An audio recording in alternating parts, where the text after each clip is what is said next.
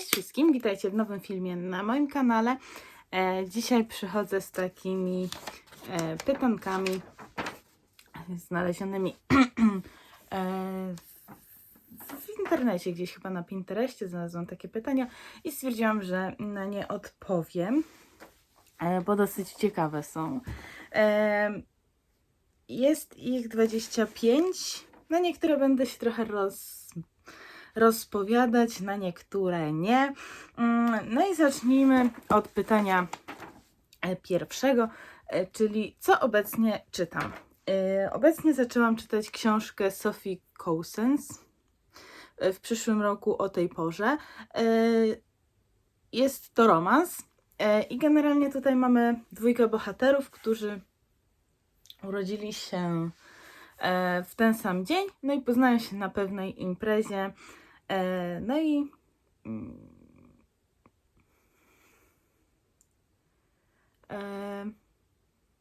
i zapoznają się właśnie na pewnej imprezie i tam jest też sylwestrowej. No i ta impreza przychodzi w ich imprezę urodzinową. No ale Queen to chłopak ma życie pełne szczęścia, a Minnie pełne pechu. I rozpoczyna się pierwszy rozdział tak, że oni się poznają, no i ona mówi, że słuchaj, to ty ukradłeś mi imię. Więc na pewno ciekawie będzie się toczyła ta książka. Dzisiaj na pewno jeszcze podczytam. No ale zaczęłam dopiero wczoraj, bo wczoraj też ukończyłam w końcu po wielu dniach czytania Zbrodnię i karę. Ogólnie tak. No mamy tutaj Raskolnikowa, który ponosi karę za zbrodnię na lichwiarce i jej siostrze. A lichwiarka jak się nazywała? Wiem, że siostra Lizawieta, a lichwiarka to nie wiem. Może mam tutaj gdzieś wypisaną. Alona. Była Alona i Lizawieta. Ogólnie to tak, książka podobała mi się bardzo, gdyby nie główny bohater, którego nie mogłam zcierpieć. Naprawdę nie podobało mi się jego zachowanie, nic mi się w nim nie podobało. Nawet te późniejsze jego etapy, które powinny jakby przekonać czytelnika do tego, że on jednak ma szansę się zmienić, też mi się nie podobały. Generalnie postać, której kompletnie nie lubię z tej książki, ale książka jest okej, naprawdę jest spoko. Wiem, że jako lektura może być ciężką lekturą, bo jednak no, dzieje się w innych czasach i też no, ciężkie słownictwo, cały ten motyw zbrodni, to są takie jakby, to jest taki jakby pamiętnik trochę przeżyć i uczuć Raskolnikowa, więc no trochę słabo w tym kontekście. Natomiast ogólnie książce dałam 4 gwiazdki i uważam, że to jest zasłużony wynik. Kolejna z książek, kolejne z pytań jest takie: ulubiona seria lub książka wszechczasów. No to u mnie jest to książka i ogólnie seria, ale wziąłam tylko pierwszy tom Corneli Funke, Atramentowe serce. Jest to książka, od której tak naprawdę rozpoczęła się moja miłość do czytania. Ja już o tej książce mówiłam chyba w pierwszym moim filmie, który nagrałam. Też tam były pytania, więc taki trochę po roku powrót do pytanek, ale stwierdziłam, że fajnie będzie. Mogłam w sumie odpowiedzieć na pytania z pierwszego filmu. Byłoby ciekawe. Ale może zrobię taki kolejny jakiś film. Natomiast Atramentowe serce mamy tutaj Maggie i Mo, którzy mieszkają razem. Mamy niestety nie ma w tym równaniu, ponieważ zniknęła dawno temu. Przepraszam, poprawię troszkę, bo mi głowę ucina. No i mamy nie ma. Maggie mieszka z tatą, czytają książki, bo Mo jest introligatorem. No i pewnej nocy ich spokój zaburza pewny jegomość. o którym też później opowiem. Bardzo fajna książka młodzieżowa. Szkoda, że teraz jej nie ma, ale widziałam takie piękne wydania zagraniczne wznowień tej książki i tak mnie korci ją sobie zamówić, bo naprawdę są piękne. No, tylko troszkę kosztują, no ale to też jest wydanie piękne. W Polsce trudno dostępne już. Natomiast mam nadzieję, że może kiedyś się pojawi wznowienie w tym nowym wydaniu. Ale na to chyba będę musiała jeszcze poczekać. Czwarte już pytanie. Autor, którego zawsze polecam. No to zdecydowanie jest tu autor Metra, czyli Dmitrij Głuchowski. I to jest właśnie taki autor, którego książki ja sama czytam wszystkie. Nawet jeżeli mi się nie podobają, to i tak autora bardzo lubię i na pewno będę go polecać. I staram się wszystkie mieć książki jego właśnie na swojej półce. Więc to jest jeden z takich autorów. I przez jedną z serii, którą kocham, na pewno bym poleciła Caroline Kepnes, ponieważ bardzo dobrze pisze ta autorka. Jest to autorka właśnie książek. Czekam na 4. tom w Polsce. Jak nie wyjdzie jakoś szybko, to chyba przeczytam sobie po angielsku, ale ta seria też jest warta uwagi i ta autorka też naprawdę świetnie pisze. Więc tacy autorzy, których polecam. Książka, seria, której dałam DNF. Z takich, których pamiętam na pewno to było 365 dni. Tak jak pierwszy tom jeszcze jakoś przyciągnęłam, przeczytałam. Tak kolejnych tomów już nie pociągnęłam. Chyba na 2. tomie gdzieś tam na początku przerwałam, bo już tego było za dużo. Obecnie chyba dałabym DNF-a, jeżeli bym czytała teraz, to dałabym DNF-a serii Zmierzch. Ale jako, że już ją kiedyś czytałam i bardzo mi się podobała, więc nie, ale jeżeli teraz bym się z nią zapoznała, to też właśnie Zmierzchowi dałabym na pewno DNF-a, bo nie da się czytać tych książek obecnie. I w sumie Słońce w mroku skończyło się DNF-em, bo zaczęłam czytać, przeczytałam 50 stron i odpuściłam i już dalej nie pociągnęłam, bo nie dało się tego wytrzymać. 6. już pytanie. Fikcyjne miejsce, które chciałabym odwiedzić. Są takie 2 miejsca. Jedno to jest takie mojego dzieciństwa, czyli Atramentowy Świat, ponieważ świat opisany przez Kornelię Funke był nieziemski, cudowny i pomimo tego, że wiele niebezpieczeństw czyha w tym świecie, to zdecydowanie chciałabym poznać, co tak zachwyciło Megi w tym świecie. No a drugi świat jest to świat fantazjany z niekończącej się historii. Jakoś zawsze, tak jak był w filmach pokazywany, to chciałam poznać bohaterów, chciałam poznać tą księżniczkę, która tutaj jest. Bastiana niekoniecznie chciałam poznać, bo nie był moim ukochanym bohaterem, ale chciałam poznać Atreyu, bo bardzo mi się wtedy podobał. No i ogólnie ten świat też jest super i ten smok taki biały, pewnie kojarzycie, to właśnie dla niego chciałabym się tam przenieść. Więc takie też 2 książki. I teraz jedyna prawdziwa para, którą kocham, to z takich par, które lubię i o których tak myślę, no to jest Patrokles i Achilles z pieśni o Achillesie. Jest to para, która mnie do siebie przekonała. Na pewno jest więcej takich par i jakby postaci, które mogłabym tu uznać i pokazać, natomiast jednak z pieśnią o Achillesie, Achilles i Patrokles czy Patroklos. Patroklos. W dwóch różnych wydaniach są dwie nazwy. To jest ta para, którą uwielbiam.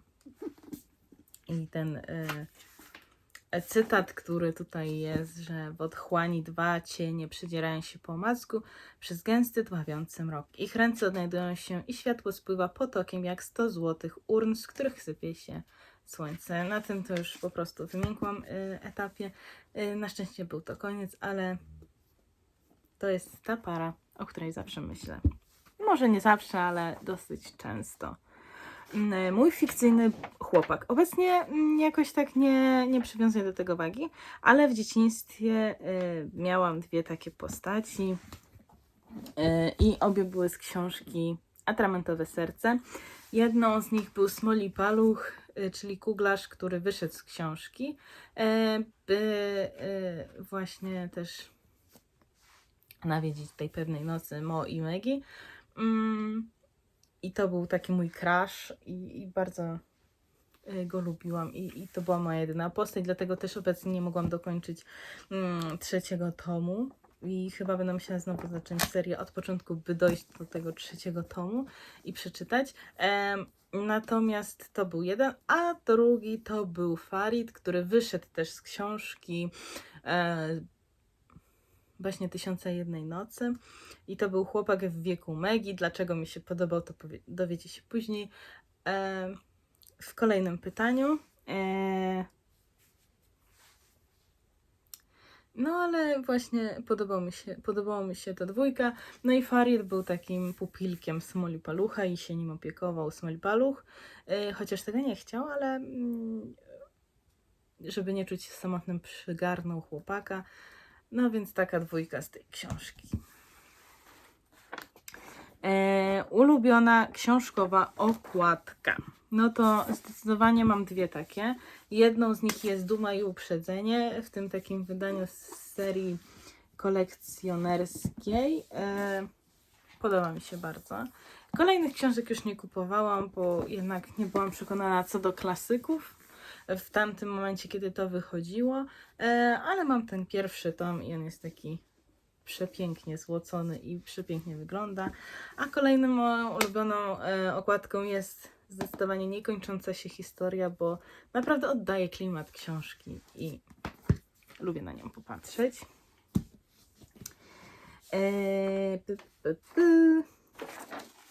To było, czyli teraz pytanie numer 10. Ostatnio rozczarowująca książka. No to mam dwie takie. Z jednej strony książki, która mi się podobała, ale jednak mnie rozczarowała, czyli Zbrodnia i kara. Spodziewałam się czegoś innego, ja się chyba też dlatego mi się ona mniej spodobała, bo jakby nakręciłam się trochę w swojej głowie na coś innego, na coś lepszego, zwłaszcza po tym jak czytałam na przykład Człowiek o 24 twarzach, czy też książkę o Damerze. Myślałam, że to będzie coś w tym stylu, nie wiem dlaczego, nie wiem z jakiej racji w ogóle sobie o tym pomyślałam, ale tak się wydarzyło, że trochę mnie rozczarowała, a kolejną książką jest książka Ali Nowak, Miłość w stereo, czyli Heartbreakers. Rozczarowała mnie pod tym względem, że spodziewałam się czegoś więcej, czegoś lepszego, czegoś bardziej podobnego do serialu Moje życie z Waltersami, który był na podstawie jej książki. I chyba czegoś takiego się bardziej spodziewałam, chociaż książka jest ok. Natomiast spodziewałam się jednak czegoś innego, więc takie dwie rozczarowujące książki, które czytałam niedawno. Ulubiony motyw. Moim ulubionym motywem chyba w takich romansach głównie jest motyw udawanego randkowania. Zawsze z tego jakieś śmieszne historie wychodzą, więc dlatego mi się podoba ten motyw. A kolejnym motywem jest chyba taki motyw psychopaty w książce, takiego trochę niezrównoważonego człowieka. Dlatego myślę, że mi się spodobało, bo jest tam dosyć taki duży motyw. Więc takie dwa motywy chyba są moimi ulubionymi. Motyw, którego nie mogę znieść, nie lubię, to są zawsze motywy religijne, co też mnie rozczarowało w zbrodnikarze, że były, chociaż nie były tak duże jak w Mistrzu i Małgorzacie. I chyba właśnie czytając Zbrodnikarę zrozumiałam, dlaczego nigdy nie skończyłam Mistrza i Małgorzaty, bo jednak nie lubię tych motywów religijnych, a w Mistrzu i Małgorzacie są one na porządku dziennym, więc dlatego to jest właśnie taki motyw dla mnie odpadający. Teraz pytanie 13. Ulubiony główny bohater. Jest to Maggie z Atramentowego Serca. Ale mam też Achillesa. Bardzo lubię Achillesa tutaj i dzięki tej książce jakby poznałam trochę mitologii więcej i ten motyw też mitologiczny bardzo lubię. No i główny bohater metra jest też moim ulubionym, czyli Artiom. Artiom. Bardzo mi się podobał ten bohater, bardzo go polubiłam. Chociaż w drugim tomie jest go mniej, to i tak pozostaje on właśnie moim ulubionym bohaterem, jednym z ulubionych bohaterów. No i teraz powrócę trochę do Atramentowego Serca, bo mam pytanie. Fikcyjny bohater podobny do mnie. Ja zawsze w dzieciństwie utożsamiałam się właśnie z Maggie z Atramentowego Serca. Uważałam, że jest bardzo podobna charakterem do mnie, więc tak, jeszcze w filmie, który był, ale w ogóle filmu nie polecam, to w ogóle nie powinno powstać, bo on kompletnie nie ma nic wspólnego z książką, może poza bohaterami.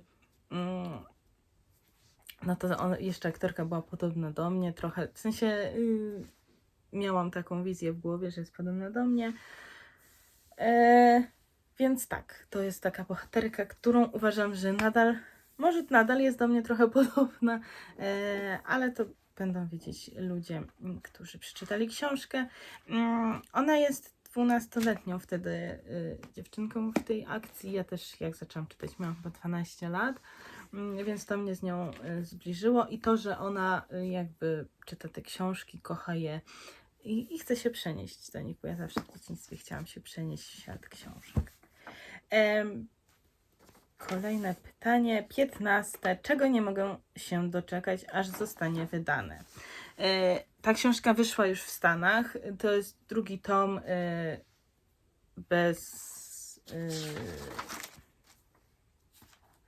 bez Gwiezdnej Korony. Ja czekam w tym wydaniu po rosyjsku, żeby mieć 2 części po rosyjsku. Ma wyjść chyba 14 lutego, więc już niedługo. Mam nadzieję, że szybko pojawi się w Polsce. I to jest właśnie taka książka, której nie mogę się doczekać. Może też nie mogę się doczekać wznowienia Pamiętnika Księżniczki, czyli tego drugiego tomu, ale on ma wyjść jakoś w marcu, bo już są ogłoszone, jest to już ogłoszone w internecie. Więc no, takie 2 książki. Co mam na moim TBR-ze? Jest tego sporo. Zdecydowanie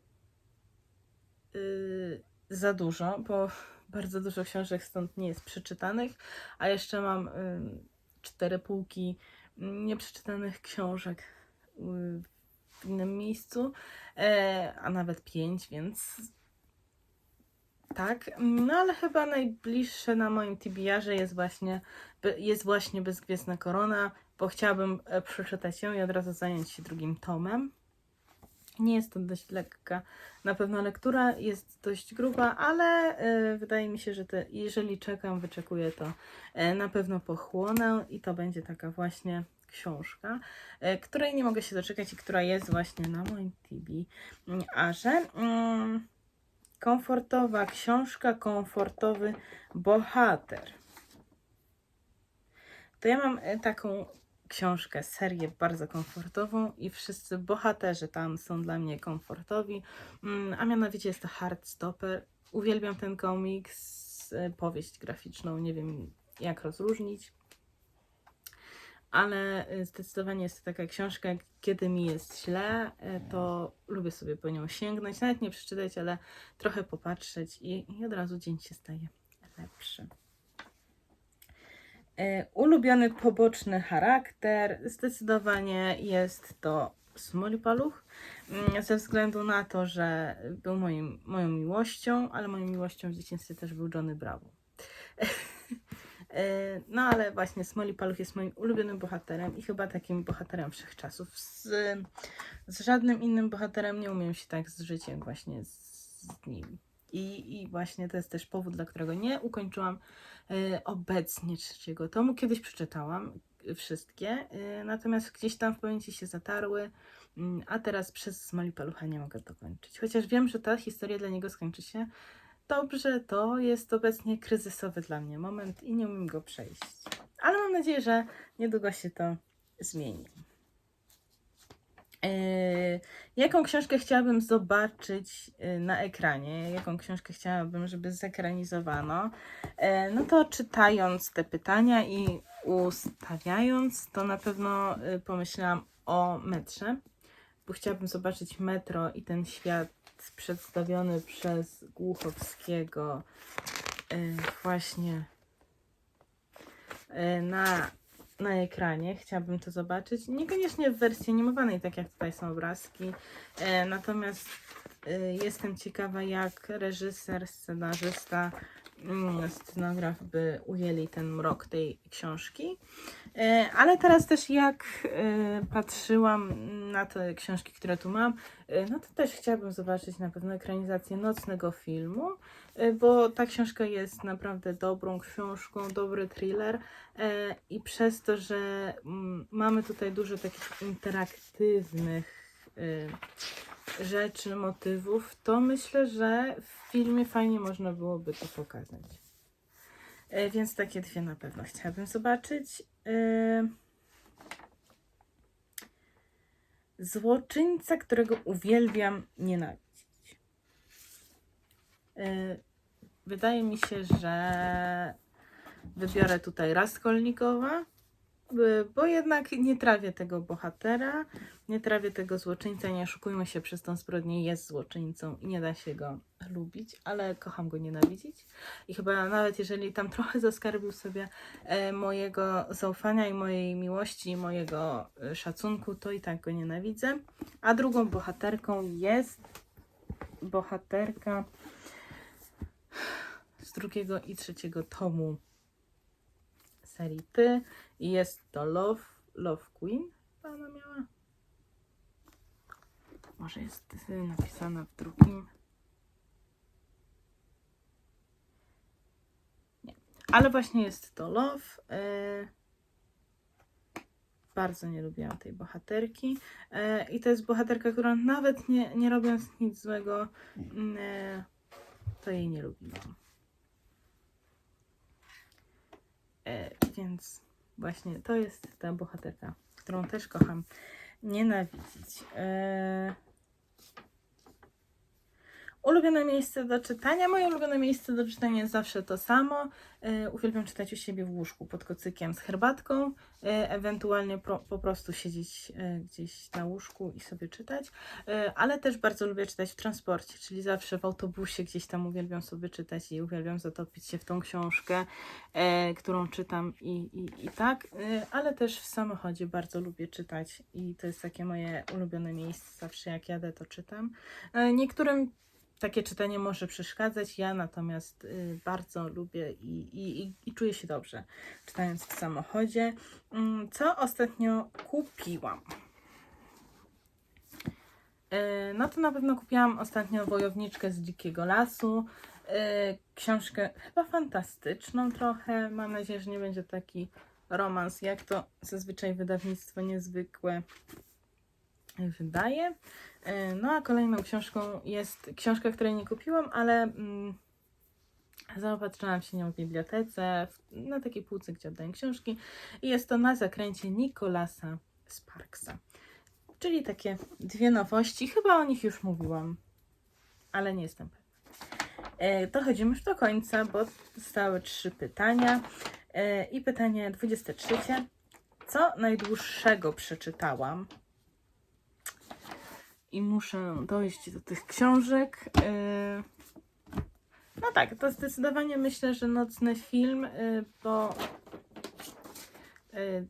Książka ma 766 stron. Jest to film... Zawsze mam tutaj ten problem, że mówię, że jest to film. Jest to książka o reżyserze horrorów i dziennikarzu śledczym, który próbuje rozwikłać tajemnicę Kordowy, Stanislasa Kordowy. Mroczna, ciężka, ale ciekawa literatura. Myślę, że Zbrodnia i kara jest też taką jedną z grubszych. Ona ma tu 496 stron, natomiast jest to wydanie, gdzie jest ten druk taki dosyć mały i wydaje mi się, że w innych wydaniach ona ma około 600 stron, więc myślę, że Zbrodnia i kara. No i moja pierwsza książka tego roku, czyli Jeździec bez głowy. Pokochałam tę książkę, a ta książka ma 603 strony, więc myślę, że z takich obecnych i najbliższych przeczytanych książek to te 3 są takimi najdłuższymi. 24 pytanie. Najkrótsza książka, jaką przeczytałam. I mam tutaj 2 wybrane. Jedną z nich jest Słonecznikowa zima, o której opowiadałam na pewno na kanale wiele razy. Jest o 2 dziewczynkach, które straciły mamę.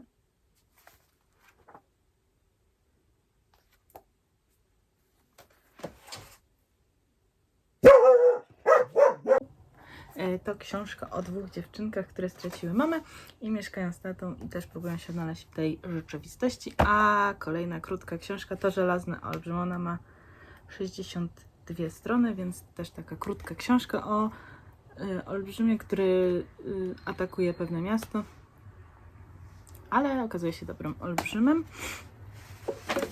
No i ostatnie pytanie. Książkowe cele na rok 2024 to na pewno przeczytać 90 książek, tak jak w zeszłym roku miałam cel 80, to teraz mam 90 i przeczytać na pewno wszystkie książki z challenge'u 12 książek na 2024. 12 książek na 12 miesięcy i przeczytałam już 2 z tego zestawienia, więc idzie ok. No i to by było na tyle. Dzięki za obejrzenie tego filmu. Do zobaczenia w kolejnym. Cześć!